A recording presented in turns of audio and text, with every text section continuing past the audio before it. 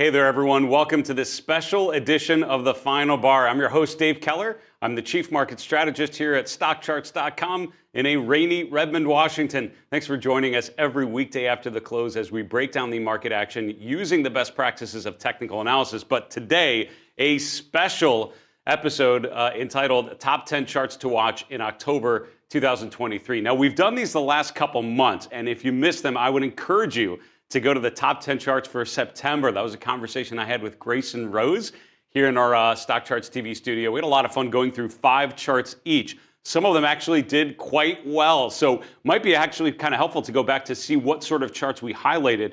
Think about what happened in the 4 weeks since we put that episode out. Think about how the picture might have changed and how you might have adapted to changing conditions, to changing trends, and what sort of buy or sell signals would have helped you navigate that period. Only by going back and thinking about some of those best ideas and how they actually played out, thinking about how you would have traded around them, can you really hope to improve your process over time. Today I'll share with you top 10 charts to watch for October 2023. It's 10 individual stocks. I will start with a big disclaimer, which is I think this should come after your normal macro process. I have what's called the morning coffee routine, which is a set of charts I look at every morning. It looks at things like price, trend, price momentum, breadth conditions, sentiment conditions. So let's assume we've done that sort of work. And now we're just thinking about which stocks and ETFs, which charts may present the best opportunity.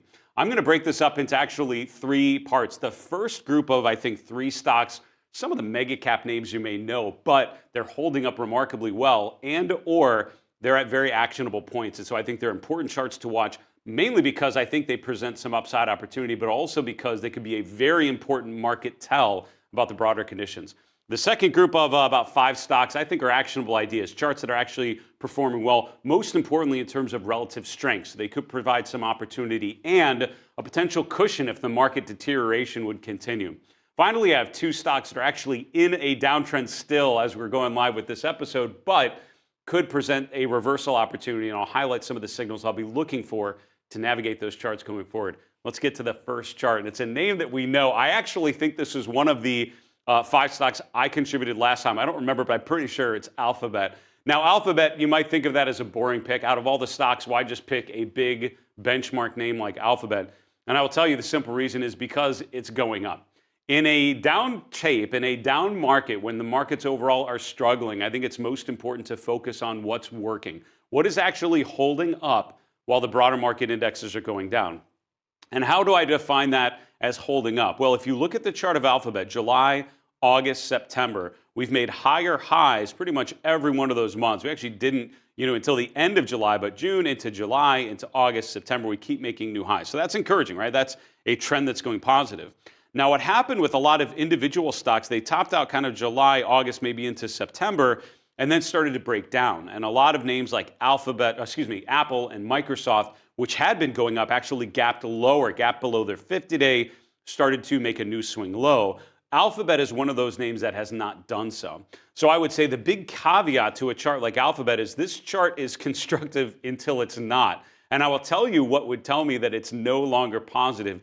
It would be breaking this, what we call a neckline or a support level, around 127, 128. That's the swing low from August.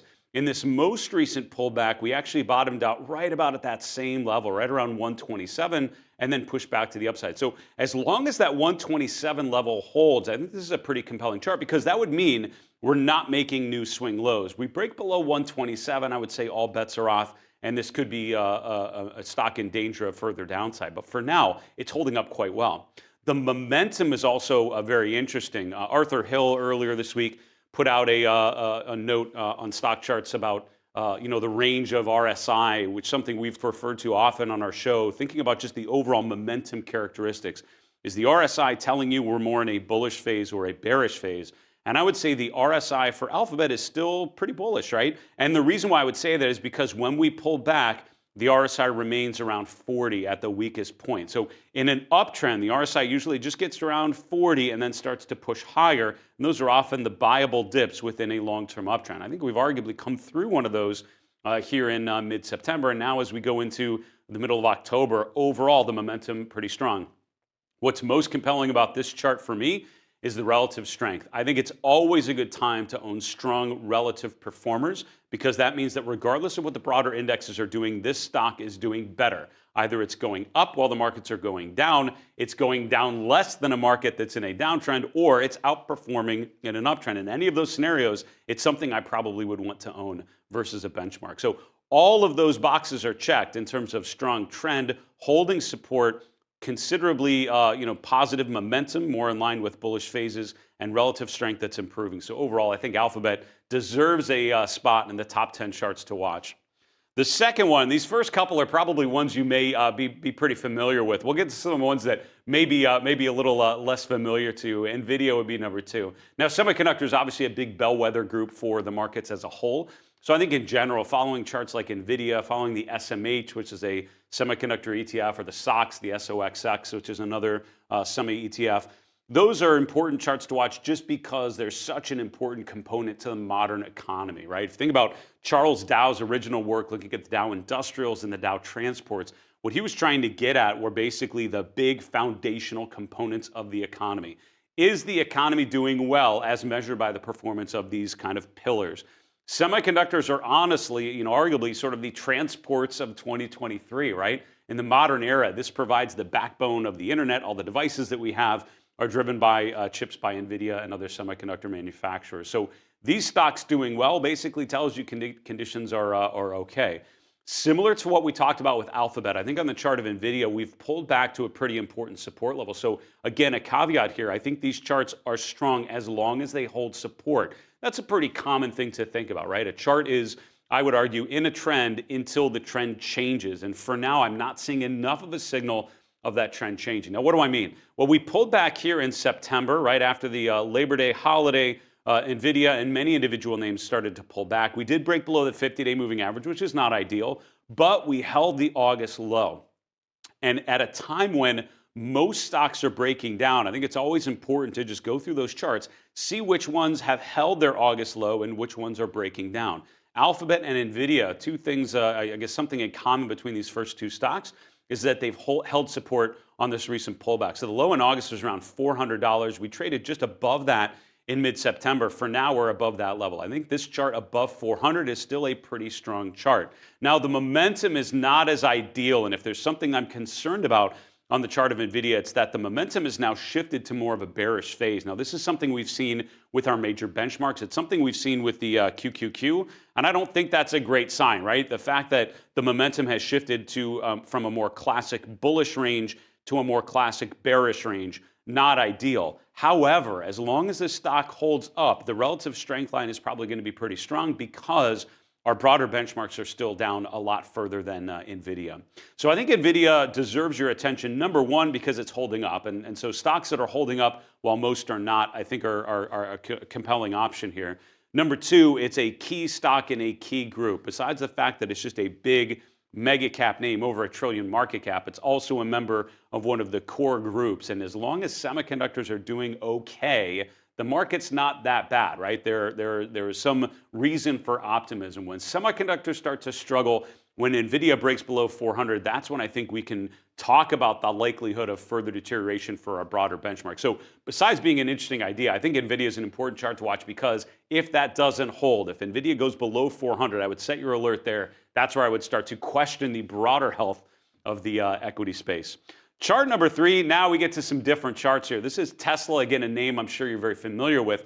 Tesla in a bit of a different environment. There are a couple of stocks right now that are experiencing what we call a coil pattern or a symmetrical triangle. Let's look at the chart of Tesla. We'll explain what that pattern means. What a symmetrical triangle or coil pattern is basically when you've had a run. So in this case with Tesla, we sold off into the end of last year. We rallied in the first quarter, had a pullback going into the end of April, but then made a new swing high. And Tesla tested $300, big round number here in mid-July. From there, we've now established a lower high, which is concerning, right? So compared to charts like Alphabet and others that are pushing higher, some of the other names we'll talk about that are actually in uptrends, Tesla is not. Tesla's now in a consolidation phase. However, we can draw some trend lines that demonstrate this pattern, I think, pretty clearly, right? So a coil pattern or symmetrical triangle is where you have lower highs and higher lows. So what the market's telling you is that Tesla is worth about 260, right? $255 to $260 a share. And I would say that because we rallied to that level in early June. And then from there, we've basically been overshooting and undershooting that level, what we call an equilibrium price. So a coil pattern kind of centers. The median is basically where the fair value of this stock is, according to investors here in recent months. What you're looking for is a change, right? So now that we've settled into this range, we're narrowing around that price point, around 260, we'll call it. At some point, one of two things is going to happen. Either we break above the upper boundary or we break below the lower boundary. Now, the theory is whichever way we break, that's most likely the new trend, right? That's the direction of momentum. That is either buyers overwhelming sellers if we break out to the upside, or selling pressure overwhelming buying power and pushing price below the trend line at the bottom of the pattern. In either case, whichever way we break, usually the next big move is in the direction of the breakout. So I think Tesla is important, not necessarily because I think there's a clear direction at this moment. I actually think it's relatively neutral, and neutral is defined by a consolidation pattern of a narrowing of the range. But I think in October, one of two things is going to happen. Either we break out to the upside or break out to the downside. One of those two things will happen by the end of this month. And so I think watching which way Tesla breaks could be important for the chart of Tesla. I think if we break higher, this could be a good opportunity to ride it above 300 and potentially to a retest of previous highs. But what are the market conditions if a stock like Tesla has been consolidating for months and then breaks out? That tells you people are taking on additional risk. That tells you there's renewed optimism in charts like Tesla that have stalled out for months. This tells you that there is new, overwhelming positive sentiment encouraging investors to take on new long positions. So I think it's could be a key market tell to the upside if this resolves higher. On the other hand, what if we resolve lower? What if a chart like Tesla, after consolidating for a couple months, breaks down?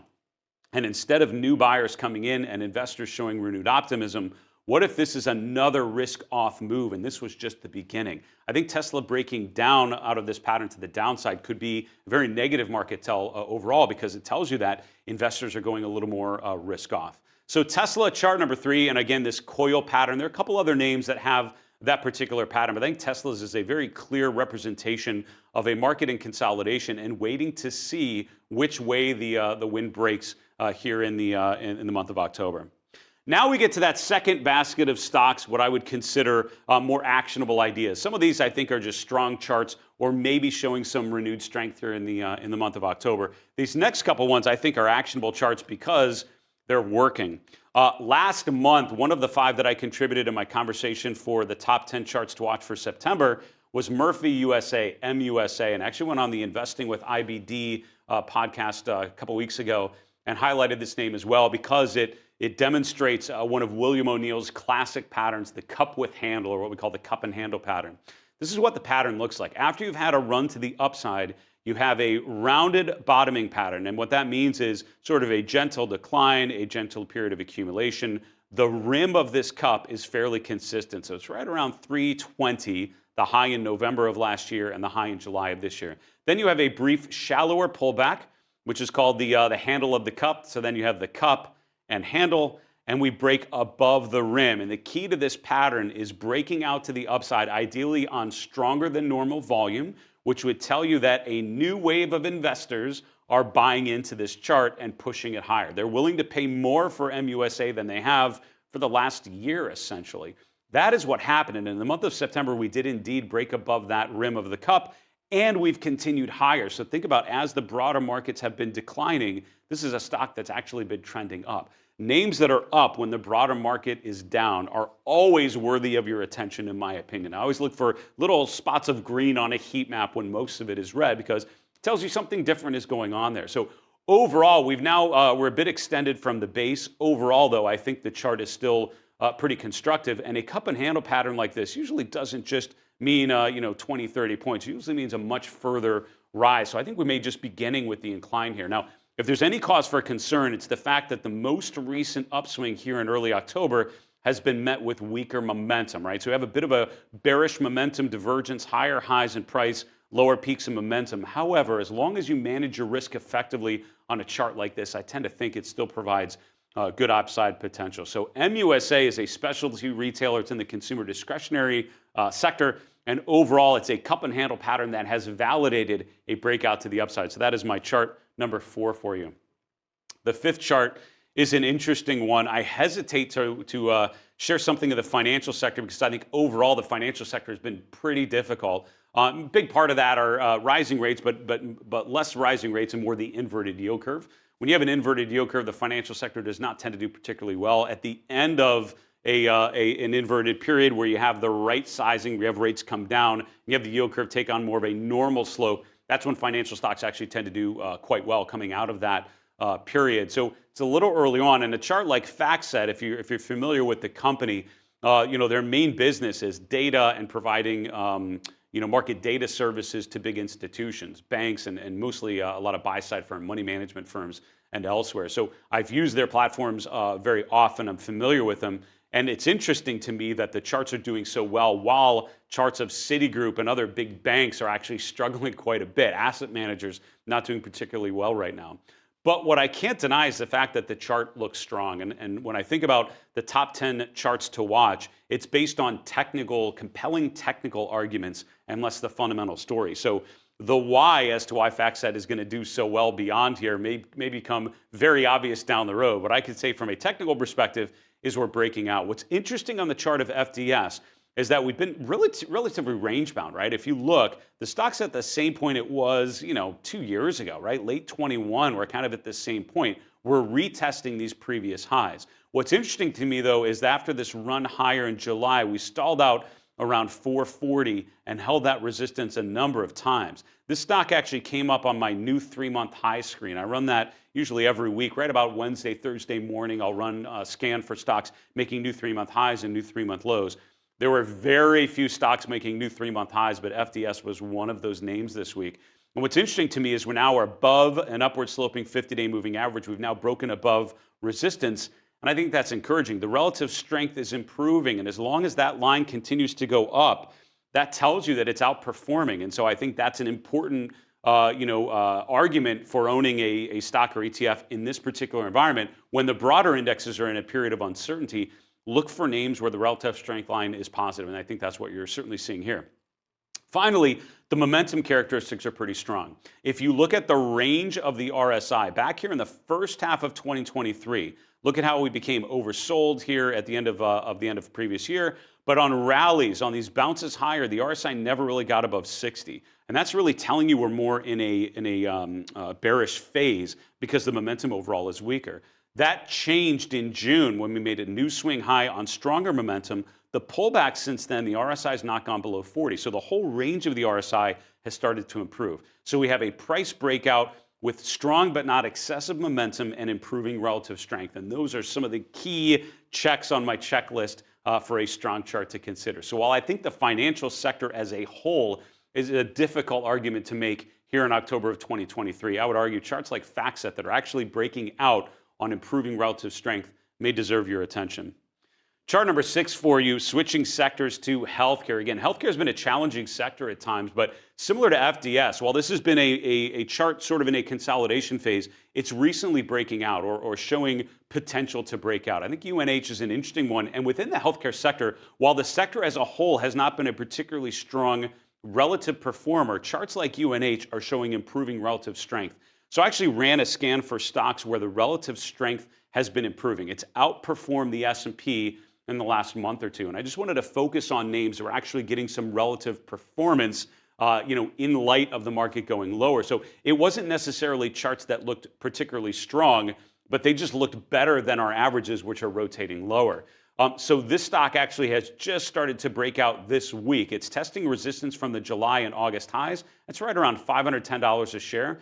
Concern would be the April high is not too far above current levels. The long-term high here from the fourth quarter of 2022 is around 550. So, riding a 40-point rally, that's an 8 to 10% rally from current levels, depending on how you measure it, not too bad. And that sort of potential upside, given the broader market weakness, is what's compelling to me.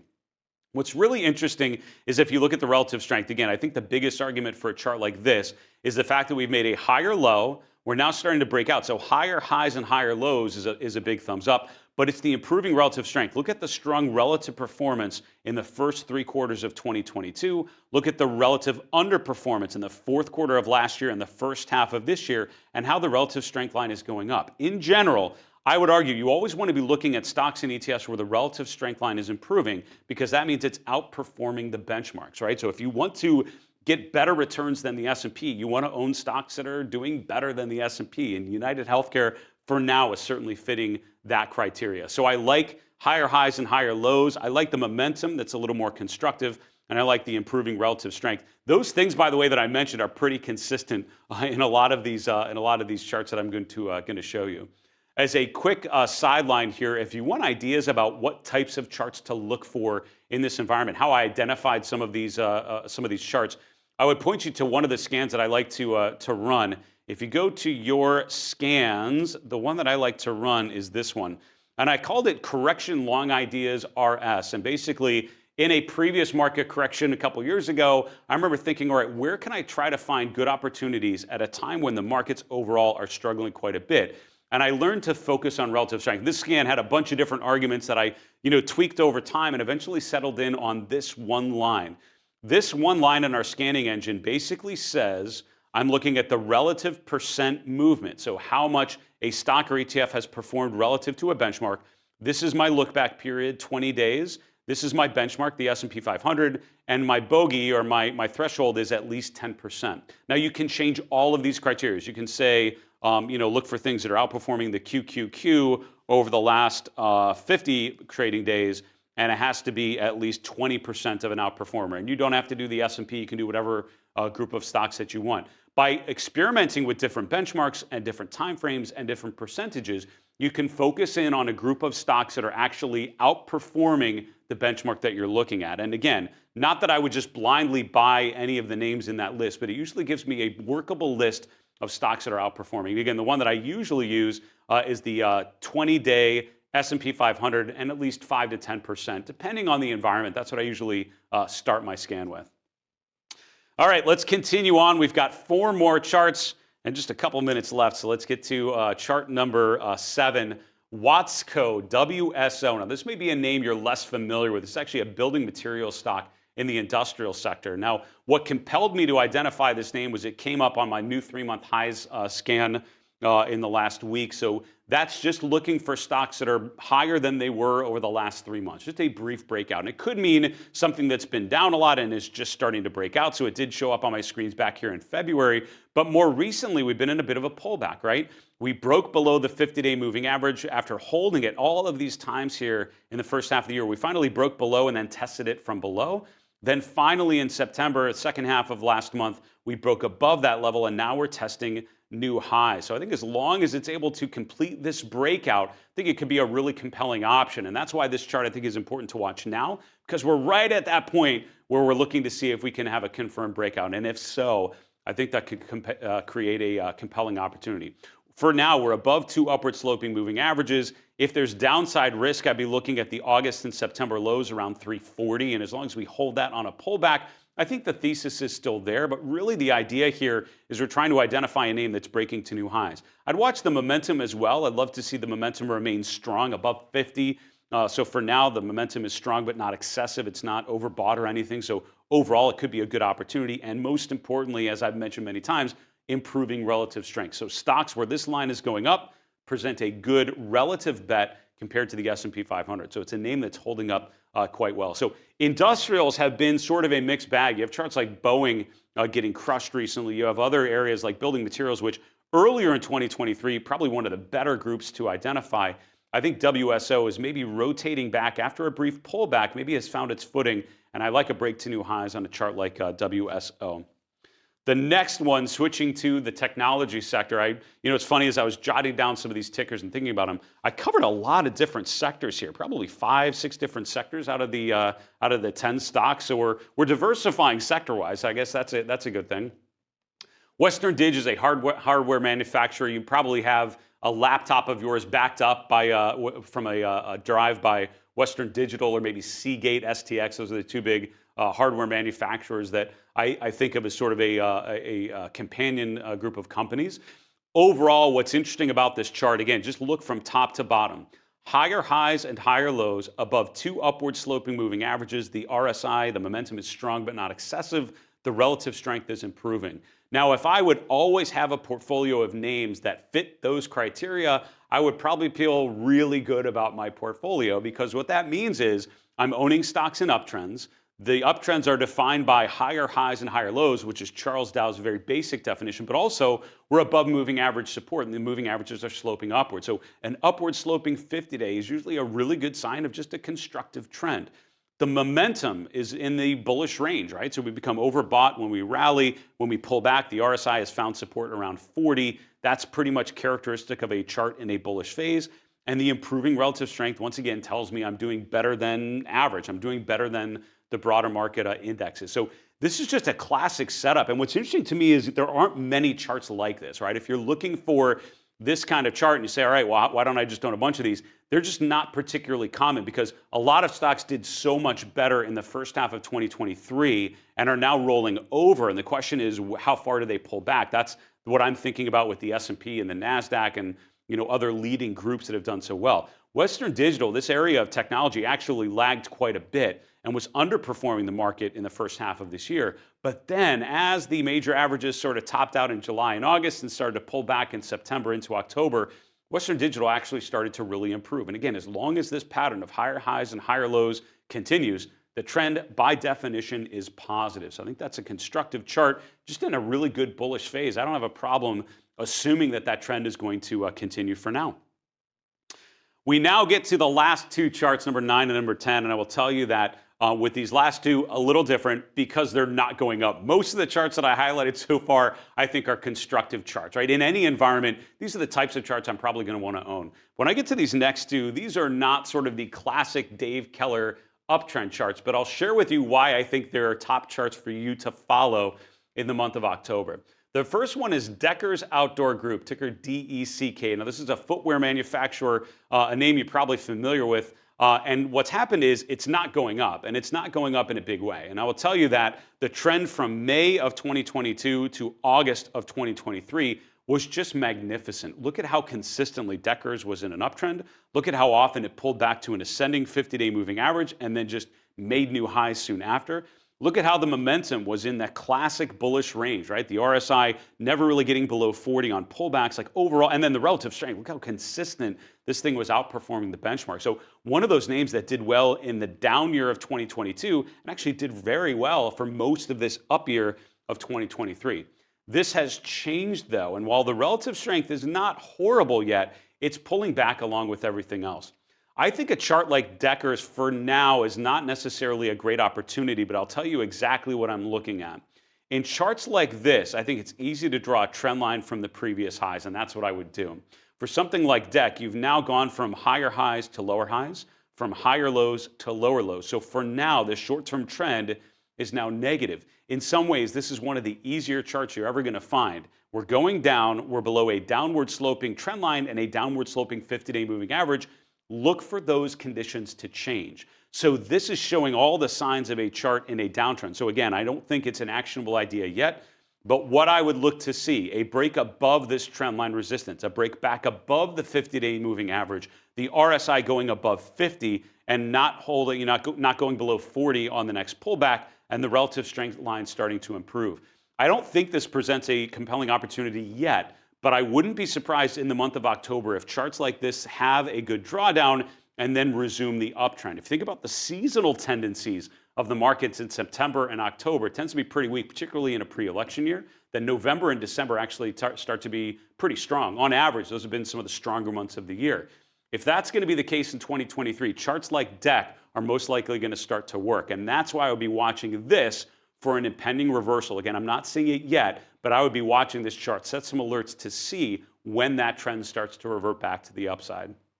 That brings me to the final one. Again, kind of a similar idea. This is a stock that is not working right now. This is Las Vegas Sands. And again, I don't think it's a compelling opportunity yet. And I'll tell you why. We actually highlighted this on our YouTube channel talking about stocks with what's called a complex head and shoulders pattern. Let me show you that pattern here in a little bit of detail. So a complex head and shoulders pattern is where you have a head, multiple left shoulders, multiple right shoulders, and look at how just consistent this is. Very symmetrical. The left side to the right side, the clear head differentiating itself in the middle. Then you connect the interim lows, right? The low in March, the low in May. That actually lines up pretty well with the low in July. There's your neckline. We broke below the neckline in August, right when we're breaking the 200-day moving average. We came and retested both of those levels from below, and now the deterioration has ensued. So at this point, it is a chart in a confirmed downtrend. Lower lows, lower highs. The RSI went oversold in early September and has remained in the oversold condition for the last 4 weeks. The relative strength line is going down. I think a chart like this is compelling because at some point, I'm fairly certain that Las Vegas sand is going to start to improve. I don't know if it's going to happen in October, but I know this is going to be one of the charts that I'm looking to watch. This market deterioration that we've seen September into October, or August, September into October, is pretty classic based on the seasonality, and it's punctuated by charts like this. Head and shoulders tops that have been validated. Breakdowns of support like we've seen in some of the previous names like Decker. For now, I think a chart like LVS is bearish.